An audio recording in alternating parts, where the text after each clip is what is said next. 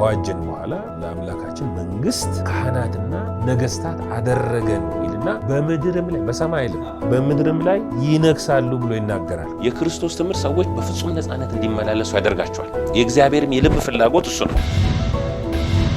ይህ አይነቱ ወንጌል ሰዎችን አርነት ያወጣል። ለዚህ ነው እኛ ጨለማን አንሰብክም፣ ፍርሃትን አንሰብክም። ምክንያቱም የእግዚአብሔር መንግስት መገለጫዎች አይደሉም። ድል ማለት እምነታችሁ ነው። እምነታችሁ ዓለምን ያሸንፋል። በክራይስት ላይ ያለን እምነት። ለምን? ክራይስት ዓለምን አሸንፏል። ስለዚህ ጽድቅ በሚባል በር በኩል ሰው ወደ እግዚአብሔር መንግስት ከገባ ሰላም አለው። እንደገና ደግሞ በደስታ ነው የሚኖረው። የመንግስቱ ወንጌል ሲሰበክ በሁለንተና ሰውን ሙሉ እያደረገ ነው የሚሄደው። ወደ ፐርፌክሽን እንሂድ እስቲ። ይሄንን የመጀመሪያውን ነገር እንተውና ወደ ፍጻሜ እንሂድ። go to the perfection ይላል እና በጣም ወደ ፐርፌክሽን የሚለው መንፈሳዊነት ውስጥ ነው ፐርፌክሽን ያለው። ምክንያቱም በእግዚአብሔር ተወልደን ዳግመኛ ተወልደን አዲስ ፍጥረት ተብለን የክርስቶስ ኢየሱስ አማኞች ቅዱሳኖች ተብለን ግን በዛ ህይወት ላይ ማንመላለስ ከሆነ መንፈሳዊ እንደሆናችሁ ልቆጥር ወይም ልጠራችሁ አልችልም ይላል። እናንተን መንፈሳዊያን ናችሁ ብዬ አልችልም ማለት ለምን?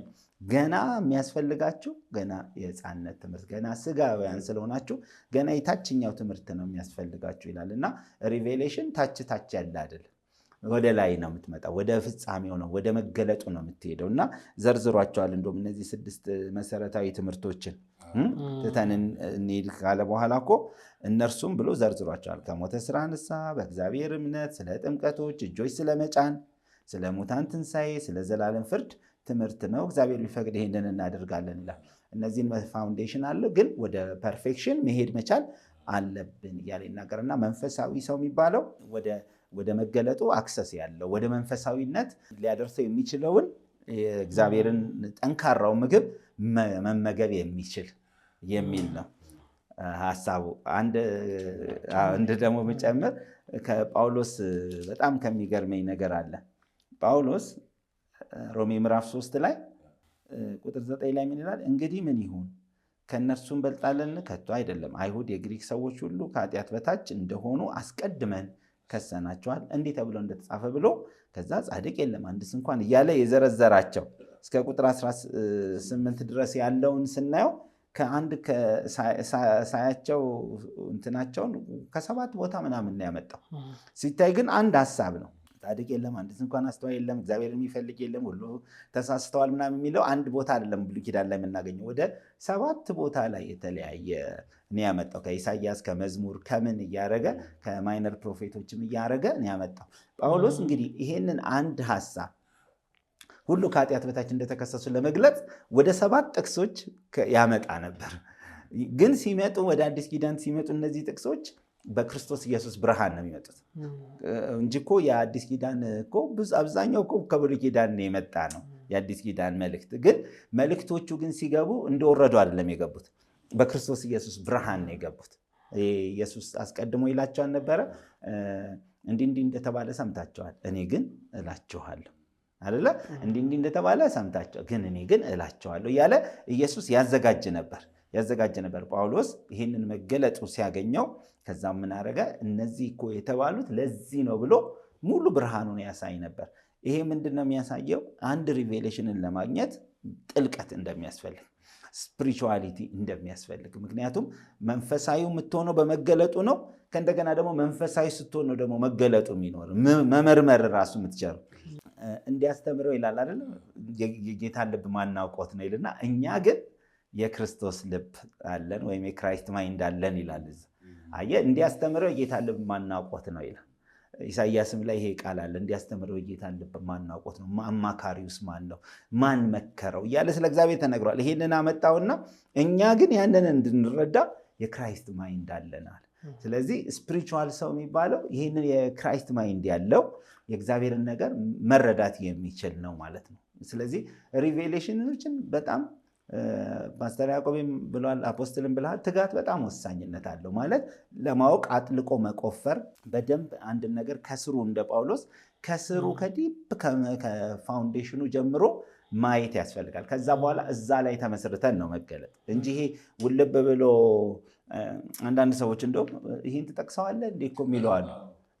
እኛ ሌቭላችን በቃ አልፈናል ነገር ግን ጳውሎስ እኮ ሶስተኛ ሰማይ ሄጄ መጣው ብሎ የጻፈው እኮ ይሄንን የተረከልን እንጂ ሶስተኛ ሰማይ መጥቶ እኮ ስለ ሰማይ አልባሳት አይደለም የነገር ስለ ሰማይ የሆነ ነገር አይደለም። ሰማይ ያንን ሪቬሌሽን አገኘው ብሎ ጳውሎስ ምንድነው ያ ሚስጥር ምን በራል? አይ በሰው ቃል እንኳን መተረክ አልችልም። ግን ምንድነው ሪቬሌሽኑ ብትለው ለቅዱሳን የተገለጠው ይሄ በነቢያቶች የተነገረው በመጽሐፍት የተጻፈውን ሁሉ ወደ ብርሃን እያወጣ ነው የነገረን እንጂ ይሄንን አስቀምጦ አይደለም። ከዚህ ውስጥ ግን ብርሃን ይዞ ወጥቶ ነበር የሚለው በጣም የሚገርም ሐሳብ ነው። መቼም የኛ ቅናታችንም የሚሰሙን ሁሉ እንዲረዱ ነው እና ትልቅ ነገር ነው። ይሄ በጣም ወሳኝ ነገር ነው የተነገረው። በተለይ መንፈሳዊ ሰው የሚለው ነገር ከስጋዊ ሰው ጋር ያለው ልዩነት አይተናል። ስጋዊ ሰው የሚባለው ቅድም እንዳልከው አንተ ዕብራውያን ምዕራፍ 5 ላይ አስተማሪ መሆን ሲገባው እስቲል ሕፃናት የሆነ ነው። እንደዚህ አይነት ባህሪ ያለ ሰዎች ከምን ጋር ነው ግንኙነታቸው? ከሻሎ ጋር አጥልቆ አይቆፍሩም። ላይ ጥቅስ ብቻ ነው የሚያውቁት። ጥቅስ በደንብ ይነግረዋል ከዘፍጥረት እስከ ራዕይ።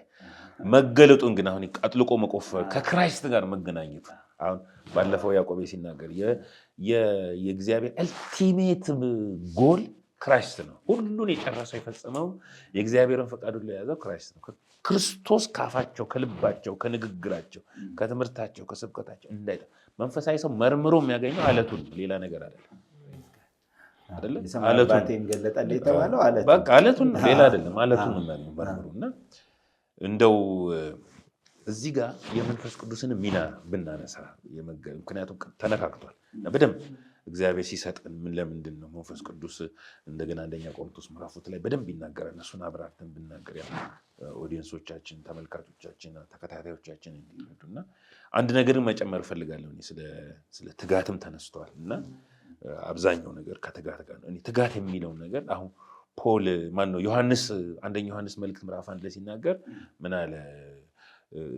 ህይወት ተገለጠ ይላል። ስለመገለጣል ህይወት ተገለጠ ሪቪልድ ሆነ አይተንማል እንመሰክራለን። ከዛ ህይወትን እንዴት ሲያብራራ አይተን በአይናችን ያየነው በእጆቻችን የነሳስ ነው የተመለከትነው አይደለ ብሎ ይናገርና ምንድነው ምክንያቱ ሲል ለምንድን ነው አለ ህብረታችን ከአባት ጋር ከልጁም ከኢየሱስ ክርስቶስ ጋር ነው። እናንተም እንደዚህ አይነት ህብረት እንዲኖራችሁ ነው የምንጽፍላችሁ ብሎ ይናገራልና ዝም ብለህ ይሄንን ሐሳብ ስትመለከተው ይሄ ትጋት የምንለው መንፈሳዊ ሰው የሚባለው ሞር ከእግዚአብሔር ጋር ከልጁ ከኢየሱስ ክርስቶስ ጋር ህብረት ፌሎሺፕ የሚባለው ነገር ይጨምራል። ፌሎሺፕ እየጨመረ የሚሄደው መንፈሳዊነት ህብረትን የሚጨምር ህይወት ነው ማለት ከጥቅስ ጋር አይደለም ህብረታችን፣ ከአባባል ጋር አይደለም ህብረታችን፣ ከቃሉ ጋር ነው ህብረታችን። በቃል ውስጥ ግን ከማን ጋር ነው ህብረታችን? ከአባት ጋር ከልጁም ከኢየሱስ ክርስቶስ ጋር። ያን ጊዜ ህይወት ይገለጣል፣ ሬቨሌሽን የሚባለው ነገር ይመጣል። እና ይሄ ነገር አሁን እኔ መዝሙረ ዳዊት ላይ ከተጻፈ ቃል ጋር ባገናኘው ወደ እርሱ ቅረቡ ያበራላችኋል ፊታችሁም አያፍርም ይላል 34 ቁጥር 5 ላይ መዝሙረ ዳዊት ላይ። እና እስቲ ያዕቆቤ ይህንን እንደው የመንፈስ ቅዱስን ሚና አሁን አየህ ከአብ ጋርም ከልጁ ከኢየሱስ ክርስቶስ ህብረት ካለን በመንፈስ ቅዱስ አማካኝነት ካልሆነ የት እናገኘዋለን? ምክንያቱም ባለፈው ነግሮናል ፓስተር ቴዲ። በተለይ እንደው መጀመሪያ ያነሳነው ነገር ነበረ ስለ ትጋት እንደው ትንሽ የሆነች ወጥ የሆነች ነገር ባስቀምጥ ትጋት ማለት የማይቋረጥ ኮሚትመንት ኮንቲኒቲ ያለው ነገር ነው። አንዳንድ ሰዎች ይሄ ኢሞሽን ቤዝድ የሆነ ላይፍ ይኖራሉ። ሲሰማቸው መጸለይ ሲሰማቸው ስሜታቸውን ያደምጣሉ እና አንዳንድ ነገሮችን መንፈሳዊውን ነገር ወስደው ከፊሊንግ ጋር ያያይዙታል። ከፊሊንግ ጋር ግን ፊሊንግ አይደለም። ለምሳሌ መተንፈስ ፊሊንግ አይደለም። የግድ አስፈላጊ ነው። ሰው ካልተነፈሰ መኖር እንደማይችል ሁሉ በመንፈሳዊ ነገር ላይ ልናሳየው የሚገባውም ትጋት ደግሞ ብሪዝ እንደማድረግ ነው፣ እንደመተንፈስ ነው። መጽሐፍ ቅዱስ ካርናልና መንፈሳዊ ሰዎችን አንዱ የሚለይበት ነገር ይሄ ነው። መንፈሳዊ የሆኑ ሰዎች በመንፈሳዊ ነገር ላይ እጅግ ይተጋሉ፣ ለመንፈሳዊ ነገር የተሰጡ ናቸው። ካርናል የሆኑ ሰዎች ደግሞ ውጫዊ በሆነ ነገር ኤክስፖዝ አድርገዋል፣ ራሳቸውን ለዛ ነገር አጋልጧል። ለምሳሌ ስለ ቶማስና ስለ ሐዋርያቱ ብንመለከት ኢየሱስ ከሞት ከመነሳቱ በፊት እንደሚነሳ እንዲያውም የተቀጣጠሩበት ሁሉ ቦታ ነበረ እና ብዙዎቹ ግን ፋርስትሬት አድርገው ነበር፣ ጊቭ አፕ አድርገው ነበረ። ዮሐንስ 20 ላይ ከ12 አንዱ ዲዲሞስ የሚሉት ቶማስ ኢየሱስ በመጣ ጊዜ ከነርሱ ጋር አልነበረም ይላል። ሌሎቹም ደቀ መዛሙርቱ ጌታን አይተነዋል አሉት። እርሱ ግን የችንካሩን ምልክት በእጆቹ ካላየው፣ ጣቴም በችንካሩ ምልክት ካላገባው፣ እጄንም በጎኑ ካላገባው አላምንም አላቸው ይላል። አሁን አንዳንድ ጉባኤ መካከል ካልወረራቸው፣ ፊዚካሊ የሆነ ነገር ካልተሰማቸው እግዚአብሔር በዛ ጉባኤ ያለ የማይመስላቸው ሰዎች አሉ። ለዚህ ነው አንዳንድ መዝሙሮች አሉ ከስሜት ጋራ ከፊሊንግ ጋር ተያይዘው የተቀመጡ። መጽሐፍ ቅዱስ በቃሉ ነው እርግጠኛ እንድንሆን የሚመክረን። ለምሳሌ እኔ በዚያ ያለው ካለ ወረረኝ አልወረረኝ፣ ፀጉሬ ቆመ አልቆመ፣ ከፈለገ ቢተኛም ወዴትም ቢሆን ግራውንድ ማድረግ ያለብኝ እግዚአብሔር ቃል ላይ ነው። አለው ካለ በቃ አለው ነው። ስለዚህ እምነት የሚባለው ነገር የሚነሳው ከተጻፈው እውነት ነው። ይሄ የመንፈሳዊ ሰዎችም የበሰሉ ሰዎች ምልክት ነው። ለዚህ ነው ረጅም ዘመን አንድ እውነት ይዘው በጽናት የሚቀጥሉበት ምክንያት ከወርድ ጋር ራሳቸውን ግራውንድ ስላደረጉ ነው። መጽሐፍ ሁልጊዜ ይላል የእምነት ህይወት በ6 ወር አንዴ የሆነ ችግር ሲመጣ ብድግ የሚነሳ ነገር አይደለም። የሁልጊዜ ህይወት ነው። የቀንም ነው የማታም ነው የጠዋትም ነው፣ ጀስት እንደመተንፈስ ነው። ስለዚህ ሁልጊዜ አለ ታምነን በእምነት እንጂ በማየት የማንመላለስ ይላል። ፓስተር ቴዲ እንዳስቀመጠው ስጋዊ የሆኑ ሰዎች በውጫዊ ኢንፎርሜሽን በውጫዊ በሚመለከቱት ነገር ነው የሚመላለሱት። መንፈሳዊ ሰዎች ግን በእምነት ነው ወክ የሚያደርጉት። እምነት ደግሞ ግራውንድ የሚያደርገው በእግዚአብሔር ቃል ላይ ነው። ስለዚህ የበሰሉ ሰዎች ማለት እንደ እግዚአብሔር ቃል የሚመላለሱ ከፊሊንጋቸው በላይ ያለውን መንፈሳዊ እውነት ያለውን መንፈሳዊ መገለጥ አክሰብት የሚያደርጉ። ለምሳሌ በኢጣሊያው መርከብ ላይ ጳውሎስ ተቀምጦ የገጠማቸው ነገር በጣም ለህይወታችን ሁሉ አስጊ ነው አለ። 14 ቀን ፀሐይና ጨረቃ ሳናይ ይላል የሚያነሳው ነገር ግን ከባድ ነገር ነው የሚያነሳው። የጌታ መልአክ ግን በአጠገቤ ቆሞ ሁሉ ሰው ሞቱን ነው የሚጠራው፣ ሁሉን ሰው ሞቱን ነው የሚመኘው።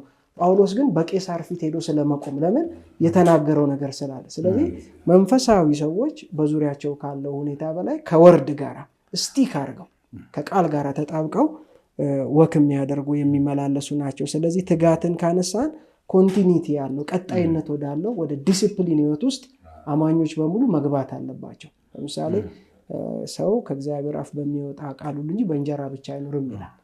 እንጀራ ብቻ የሆኑ ሰዎች አሉ፣ ስራ ብቻ። እሁድንም ጭምር እንኳን መጥተው ወደ ቤተ ክርስቲያን ለማምለክ አብሮ ከቅዱሳን ጋር ለመትጋት ጊዜ የሌላቸው እና አንዳንድ ጊዜ ሰዓት የሚፈልጉ ችግር ሲገጥማቸው የመጀመሪያ መንፈሳዊ ነገራቸው ላይ ነው የሚወስኑት። ህብረትን እኔ ብዙ ጊዜ ከስራ ቀርቶ ሰው ወደ ቤተ ክርስቲያን ሲመጣ ገጥሞኝ አያውቅም። ከቤተ ክርስቲያን ቀርቶ ግን የተለያዩ ጉዳዮችን ያከናውናል። ይሄ ለመንፈሳዊ ነገር ያላቸውን ቫልዩ ነው የሚያሳየው። መጽሐፍ ግን በትጋት እንድናደርገው ከሰጠን ነገር አንዱ በመገለጥ ደግሞ ጥልቀት ወዳለው ነገር ውስጥ እንድንገባ የሚያደርገን በቅዱሳን መካከል ያለ የሚደረግ ፌሎሺፕ ነው። ያንን በጣም ትኩረት ማድረግ ያስፈልጋል። እንደው ለመጨረሻ የዚህ መገለጡ ከየት ነው የሚገኘው የሚለውን ለማንሳት አንደኛ ቆሮንቶስ ምዕራፍ 2 ላይ በበሰሉት መካከል ግን ጥበብ እንናገራለን። ያው ሙሉ የቆሮንቶስን መጽሐፍ ስናስካየን ጥበብ የሚለው ክርስቶስ ነው። ስለዚህ የበሰሉ ሰዎች ክርስቶስን በመረዳት የሚያድጉ ክርስቶስን አንደርስታንድ የሚያደርጉ ናቸው። ከዛ ቁጥር 9 ላይ ነገር ግን ዓይን ያላየችው ጆሮም ያልሰማው በሰው ልብ ያልታሰበው እግዚአብሔር ለሚወዱት ያዘጋጀው ተብሎ እንደተጻፈ እንዲህ እንናገራለን አለ። ከዛ በኋላ 10 ላይ መንፈስ የእግዚአብሔርን ጥልቅ ነገርስ እንኳን ሳይቀር ሁሉን ይመረምራል ይላል። አሁን የእግዚአብሔርን ጥልቅ የሆነውን ነገር እንድናቅና እንድንረዳ የእግዚአብሔርን ጥልቅ የሆነውን ነገር የሚያውቀውን መንፈስ ቅዱስን ይሰጣል። ስለዚህ በምን በኩል ገለጠው ካልን በመንፈሱ በኩል ገለጠው ይላል፣ በመንፈስ ቅዱስ በኩል። ስለዚህ አንድ አማኝ ይሄንን ሚስጥር ይዞ ወደ ሰዎች ከመጣው ከመንፈስ ቅዱስ ጋር ዲፕ የሆነ ግንኙነት ዲፕ የሆነ ፌሎሺፕ ያስፈልጓል። ከመውደቅ ከመነሳት ባለፈ መንፈስ ቅዱስ በሰዎች ህይወት ያንንም ነገር ያደርጋል። ያንን ነገር ከዛም ባለፈ ግን መንፈሳዊውን ጥበብና መረዳት ከመንፈስ ቅዱስ ሰዎች መቅዳት መቻል አለባቸው። የሚቀዱበት መንገድ ደግሞ አንዱ ፌሎሺፕ ነው። ከመንፈስ ቅዱስ ጋር ሊኖረን የሚገባ ፌሎሺፕ። አንዳንድ ሰው የኃይል ፍቅር ነው የሚይዘው ለመፈወስ ሙታን ለማስነሳት ምናምን። ከዚህ ባለፈ ትልቁ መንፈስ ቅዱስ ወደ ሰዎች ህይወት ውስጥ የተላከበት ዓላማ በክርስቶስ ኢየሱስ የተገለጠውን ሚስጥር የሆነውን ነገር ሊነግረንና ሊያስረዳ ነው። ስለዚህ ከሆሊ ስፒሪት ጋር በጣም ስትሮንግ የሆነ ፌሎሺፕ ያስፈልጋል ማለት ነው። ሚስጥሩን በመንፈስ ቅዱስ በኩል ነው አንዱ የምንረዳው። በመንፈስ በኩል ገለጠው። ሌላ መንገድ የለም። እግዚአብሔር ደግሞ መንፈስ ቅዱስን የሰጠን ለልሳን ብቻ ነው። ወደ እውነት ሁሉ ይመራችኋል። እሱ ነው ወደ እውነት ሁሉ ይመራል። እውነት ማለት አትሞስፌር ላይ ያለ ሳይሆን አጥልቀን የምናገኘው ክራይስት ነው ራሱ ጥበብ ክራይስት ነው። ስለዚህ የመገለጥ ሰው መገለጥ አክሰስ የሚያደርገው ለቅዱሳን ሁሉ ነው። ቅዱሳን ሁሉ አክሰስ አላቸው። ግን ማን ነው ስፔሲፊካሊ የሚያገኘው? ቅድም ተነግሯል። ቃሉን የሚያምን በቃ ቃሉን የሚያምን ብሏል። አመን እግዚአብሔር የተናገረውን የሚያምን አለ። አመንኩ ስለዚህም ተናገሩ። እግዚአብሔር ተናገረኝ ይህን ብቻ ሰማሁ የሚለው ማለት ነው። ስለዚህ ከዛ ጋር ደግሞ ጎን ለጎን ያዕቆብ እንደተናገረው ባለፈው መንፈስ ቅዱስ በህይወታችን የሚገባውን ስፍራ ማግኘት አለበት። እውነት ነው። መንፈስ ቅዱስን ሪፕሌስ አናደርገው በላቀ እውቀት በኢንቴሌክት አንዳንድ ኢንቴሌክትን ማለት ይሄ በራስህ ይላል ምሳሌ ምዕራፍ 3 ላይ በራስ አስተያየት ጠቢብ የራስ አስተያየት ይባላል። አንዳንድ ሰዎች የሚወዳደሩት በራስ አስተያየት ጥሩ ግንዛቤ ችሎታ ግንዛቤ ግን ከዛ ይልና በመንገዱ ሁሉ ስንወቅ እሱን ጎዳናን ያቀናላል። ይሄ አክኖሌጅ መደረግ አለበት። ሆሊ ስፒሪት በአዲስ ኪዳን ሆሊ ስፒሪትን አክኖሌጅ ማድረግ ህይወት መለማመድ አለበት በህይወታችን። መንፈስን ማድመጥ መንፈስ ጋር ህብረት ማድረግ ይህ ለመገለጥ ቅርብ ያደርገናል። እግዚአብሔር መግለጥ ነው ስራው። በማን አማካይነት? በመንፈስ ቅዱስ አማካይነት። መንፈስ ቅዱስን ተላልፎ የሚገልጥልን ነገር የለም። የተሰጠን ስለሆነ ጳውሎስ እንደተናገረው እና ይሄ በጣም ይገርም ሀሳብ ነው። ወደ ሶስተኛው እንሂድና ወደ ፓስተር ቴዲ ይመጣለሁ። ታዲያ መገለጥ ብለን አወራን። ምንድነው ለአማኞች ያለው ጥቅም? ምን ይጠቀማል ሰው መገለጥ አገኘ? ከሌላው ዝም ብሎ በኢንፎርሜሽን የሚኖር ሰው አለ። ጥልቅ የሆነ መረጃ ያላቸው መረጃ ሰብሳቢዎች አሉ። እዚህም ትምህርት ቤት ይማራሉ፣ እዛም ትምህርት ቤት ይማራሉ፣ መረጃ ይሰበስባሉ። ግን አንዳንድ ጊዜ ማንንም ለመናገር አይደለም ከመገለጥ ነፃ የሆኑ ሰዎች ግን የሚሞግቱ የሚተቹ አይደለም ራሳቸውን በዚህ ስለገቡ ራሳቸውን እዛ ላይ የሚሰጡ ሰዎች አሉ። በዛው የመገለጥ ሰው በጣም ትሁት ነው። ለምን ስላገኘው እንዳልተቀበል ለምን ይሆናል? ከተቀበል ደግሞ ለምን ትመካለህ? ከተቀበል መገለጥ መቀበል ነው አይደል? እኛ የምናገኘው እኛ መቆፈር ይችላል። መገለጡ የመገለጥ ጥቅም ለአማኞች ምንድን ነው? በምንስ ይገለጣል የሚለው ነገር እስቲ። እሺ አፖስትል፣ በጣም አንድ ጥቅሟን ከማንሳቴ በፊት አንድ ነገር ብናገር ደስ የሚለኝ ፌሎሺፕ በጣም ወሳኝ ነው። የመንፈስ ቅዱስ የእግዚአብሔር ፍቅር የክርስቶስ ጸጋና የመንፈስ ቅዱስ ህብረት ከሁላችሁ ጋር ይሁን ስለሚል ፌሎሺፕ ኦፍ ዘ ሆሊ ስፒሪት በጣም ወሳኝ ነው። ፌሎሺፕ ምክንያቱም ከእንትን ይለያል። አሁን ከሪሌሽንሺፕ ይለያል። አሁን ለምሳሌ ሁላችን የእግዚአብሔር ልጆች ነን አይደለ? እሱ አባት፣ እኛ ልጆች ሆነን በክርስቶስ ያመንን እኛ ልጅ ተደርገናል። ግን ያንን የልጅና የአባትን ህብረት መጠበቅ ግን ሌላ ጉዳይ ነው። እሱ አሁን የጠፋው ልጅም ታሪክ ብናየው ጠፍቶም የጠፋው ልጄ ብሎ ይናገረዋል። እሱም ወደ አባቴ ይላል፣ እሱም የጠፋው ልጄ ይላል፣ እሱም አባቴ ይላል።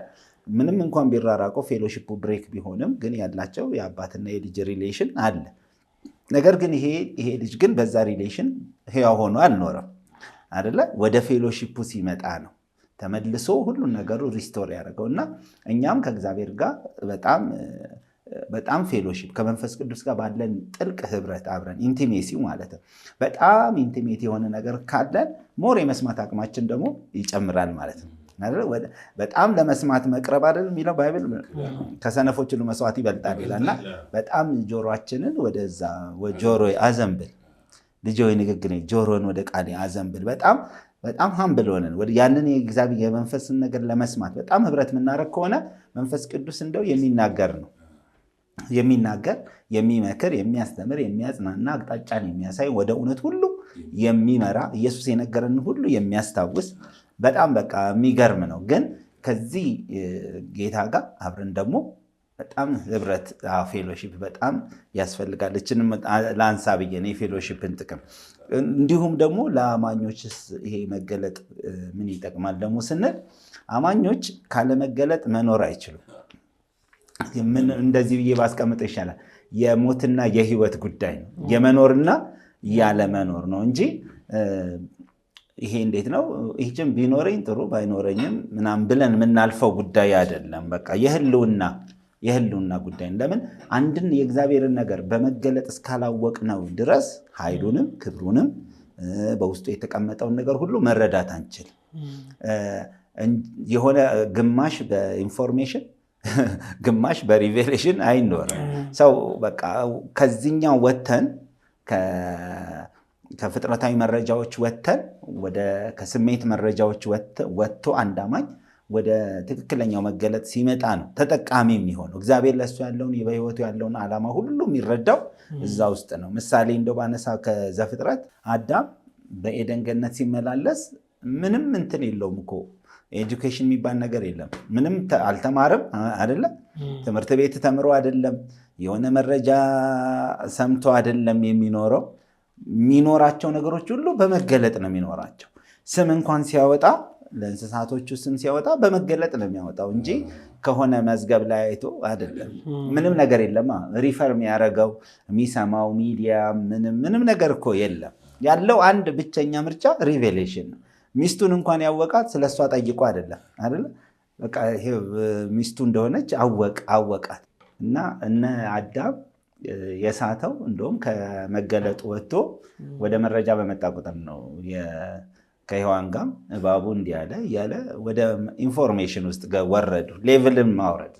ከዛ በኋላ እንዴት እንደወደቀን እናውቃለን። ግን በዛው በመገለጥ ህይወት ነበር እንዲኖር እግዚአብሔር የሚፈልገው እና እኛም በክርስቶስ ኢየሱስ አምነን ከዳንም በኋላ የእግዚአብሔር መንፈስ በውስጣችን ከመጣ በኋላ ያወቅነው ጌታን እኮ በመገለጥ ነው። ለሌሎች ያልበራ አይደል?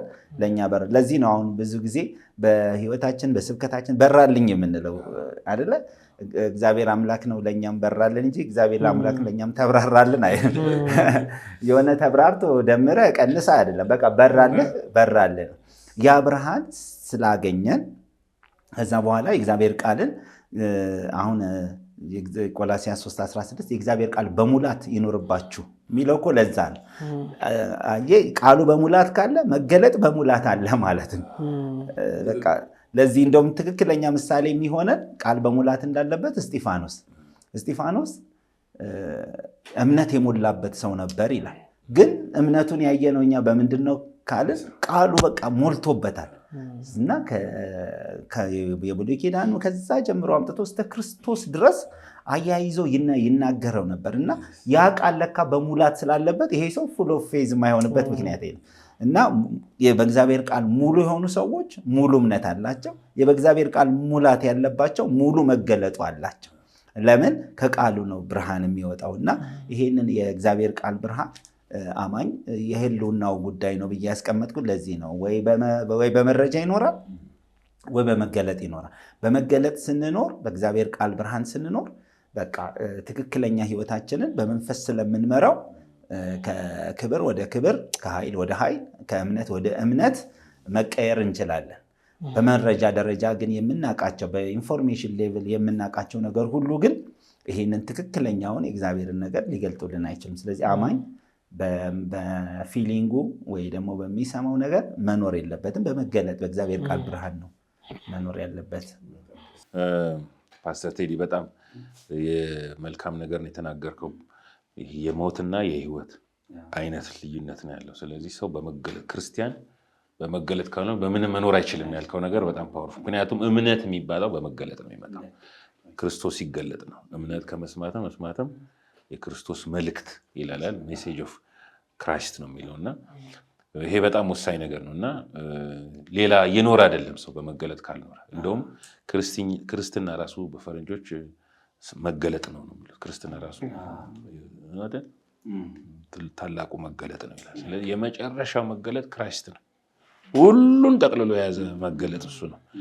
መገለጥ ስንል እግዚአብሔር ያሰበውን እግዚአብሔር ለሰው ያሰበው የራሱ ማንነትን ጠቅላላ እና ስለኛ ማንነትም ጠቅላላ ጨምሮ ጠቅልሎ ያመጣው በክርስቶስ ነውና በመገለጥ ካልሆነ በመረጃ አይገኝና ሰው በመረጃ በመገለጥ ነው የሚኖረው።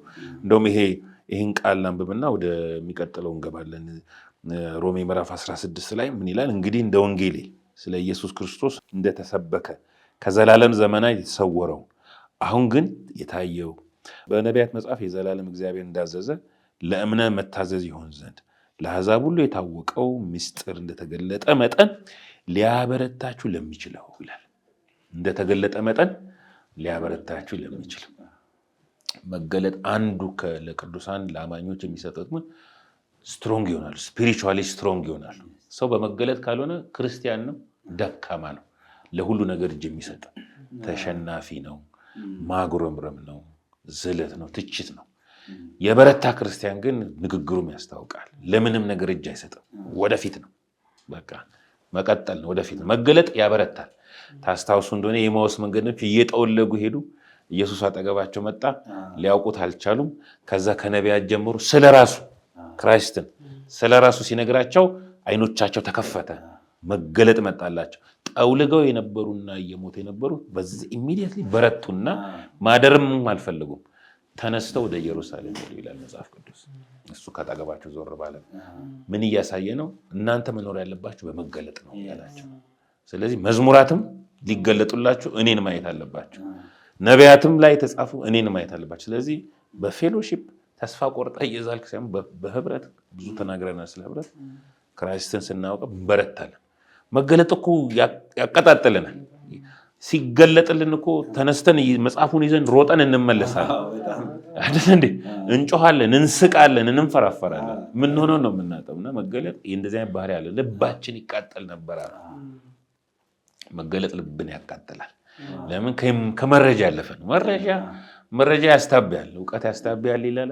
ኢንፎርሜሽን ያስታብያል። መገለጥ ግን ወደ ብርታት ስፒሪቹዋሊ ስትሮንግ እንድንሆን ያደርገናል። እና እንደው በመጨረሻ የምናየው ነገር ምንድነው? በክርስትና ያለመገለጥ ምን ይመስላል? መገለጥ በሌለበት ጉዳቱና ጉድለቱ ምንድን ነው?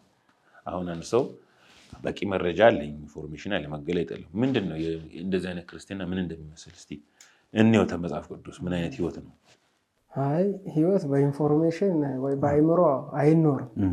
ለዚህ ነው መጽሐፍ ቅዱስ ቅድም እያነሳ ነበር አፖስትል ፍፄ ለመንፈሳዊ ስትሬንግዛችን ሬቨሌሽን ወይም ደግሞ የእግዚአብሔር ቃል በጣም አስፈላጊ ነገር ነው።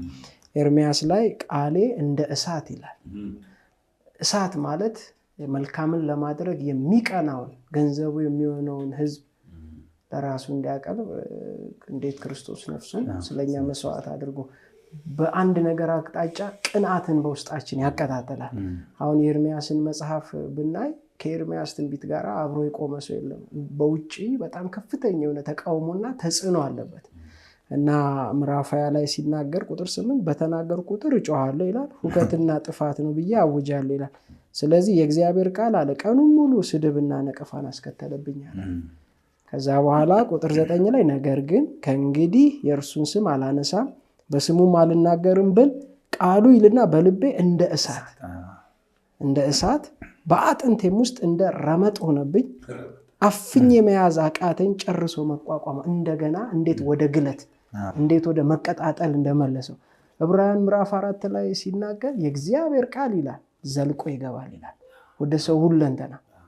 ከላይ ስላላመኑ አልጠቀማቸውም ወይም በእምነት ስላላዋሃዱት፣ ስናምን ግን ወደ ውስጣችን ወደ ሁለንተናችን ዘልቆ ይገባል።